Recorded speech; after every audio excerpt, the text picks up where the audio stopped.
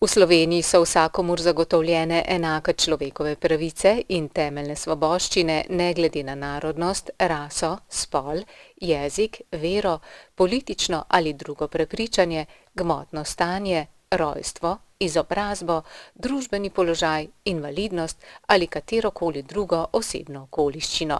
Vsi so pred zakonom enaki.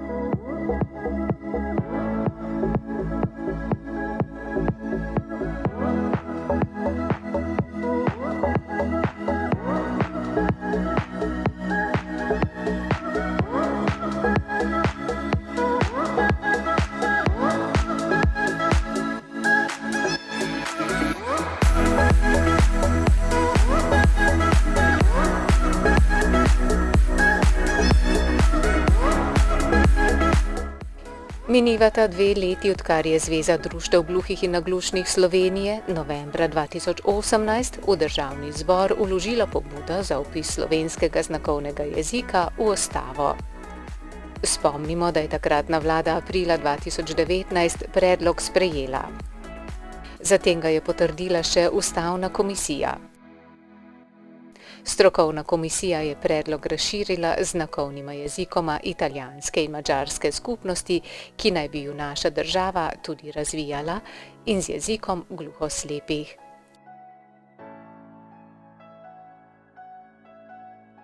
Poslanci so predlog strokovne komisije zavrnili. Zato je Dejan Židan, predsednik ustavne komisije, razpravo v Državnem zboru prekinil.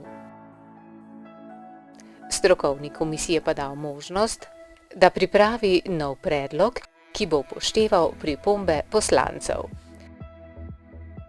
Oktobra ga je pripravila in posredovala v Državni zbor. Novi predlog govori o tem, da imamo v Sloveniji znakovni jezik, ki ga uporabljamo in razvijamo. Prav tako tudi znakovna jezika italijanske in madžarske manjšine gluhih, vendar ju ne razvijamo. To naj izvajata njuni matični državi.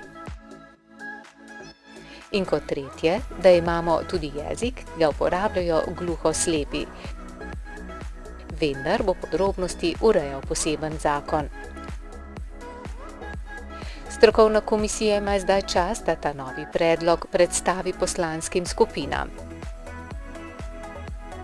Predsednik Židan bo nato preveril, če ima potrebno dvotretjinsko večino podpore poslancev. Nakar bo sklical plenarno sejo, na kateri bo glasovanje. Počakati pa bo treba, tako Židan, da epidemija pojenja.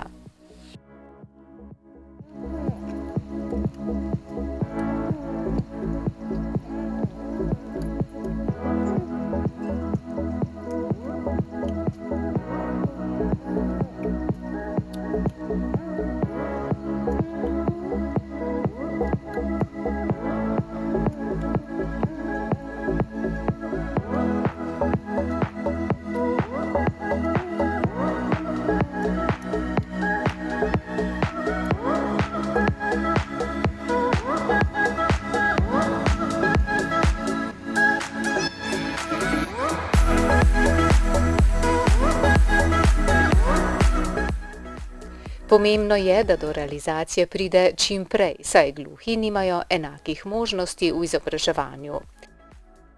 Veljajo celo za najslabše izobražene med invalidi. Zasedajo slabo plačana delovna mesta. Med njimi težko najdemo pisatelje ali izumitelje.